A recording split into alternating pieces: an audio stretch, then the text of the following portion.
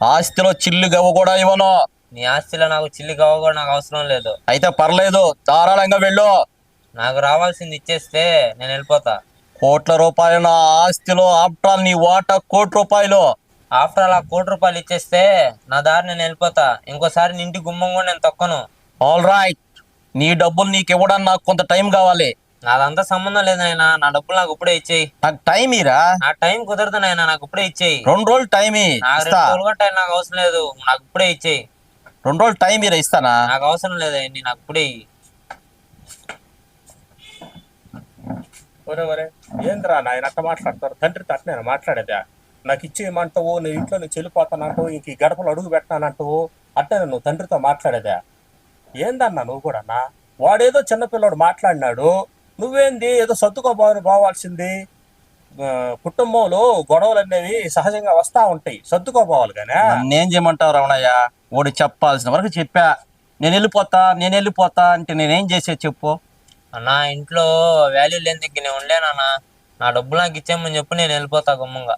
ఏంది గొడవలు? అందరికి ఊరంతా వినపడతా ఉంది, నాకు వినపడి నేను వస్తా ఉండా పైకి. అసహ్యంగా ఉంటుందా ఈ విధంగా తిట్టుకుంటా ఉంటే? ఇదంతా నాకు వద్దనా, ఆయన ఆశ ఎవడికైనా ఇచ్చుకుని నాకు అవసరం లేదు. నాకు ఇచ్చేయమని చెప్పి నేను వెళ్ళిపోతా అప్పుడే. సరే రమణయ్య, నాకంటూ వారసుడు రాకుండా పోతాడా? నా ఆస్తి మొత్తం ఓడికే ఇచ్చేస్తా, వీడు ఓట ఇడికి ఇచ్చి పంపించేస్తా, అంతే. అదంతా నాకు అనవసరం అన్నా. ఆయన ఆశ ఎవడికి ఇచ్చుకుంటాడా, ఆయన డబ్బులు ఎవడికి ఇచ్చినా అనవసరం. నా డబ్బులు నాకు ఇచ్చామని చెప్పి వెళ్ళిపోతా అప్పుడే. చూసావా రమణయ్య, వీడు ఇంతే, వీడు మారడు. నేను దత్తపుత్రుని తెచ్చుకుంటా, నా ఆస్తి మొత్తం వాడికి ఇచ్చేస్తా, చిల్లి గవ్వ కూడా వీడికి ఇవ్వను, వీడు ఓట ఇడికి ఇచ్చి పంపించేస్తా, అంతే. రమణయ్య ఫోని. ఒరే చంద్ర, నాకు నా కొడుకు తెగదింపులు అయిపోయినాయి. నా ఆస్తి మొత్తం నీకు ఇచ్చేస్తారా?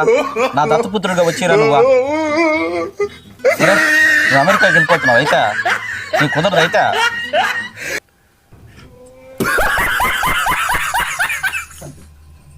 కృష్ణ, నాకు నా కొడుకు తెగదింపులు అయిపోయినాయిరా.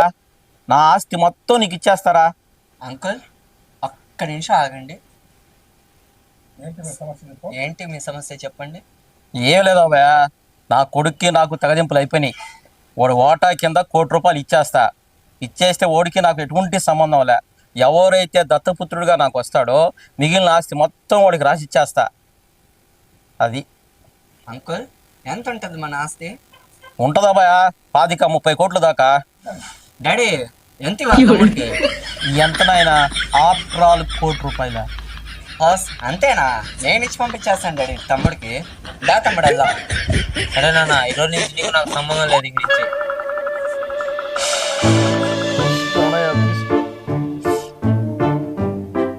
బాధపడకు సేనయ్య. డాడీ ఏడవకు డాడీ, నువ్వు ఏడిస్తే నాకు కంట్లో కూడా ఏడుపు వస్తుంది. తమ్ముడికి ₹1,00,00,000 ఇచ్చి పంపించేసా, ఇంకా వాడికి మనకి సంబంధం లేదు.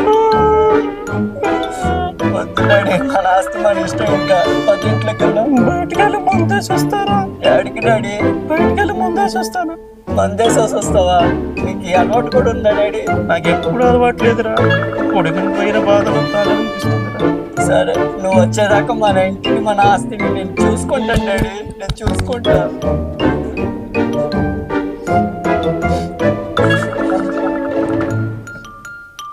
ఈ రోజు నుంచి నా ఆస్తి 25 కోట్లు.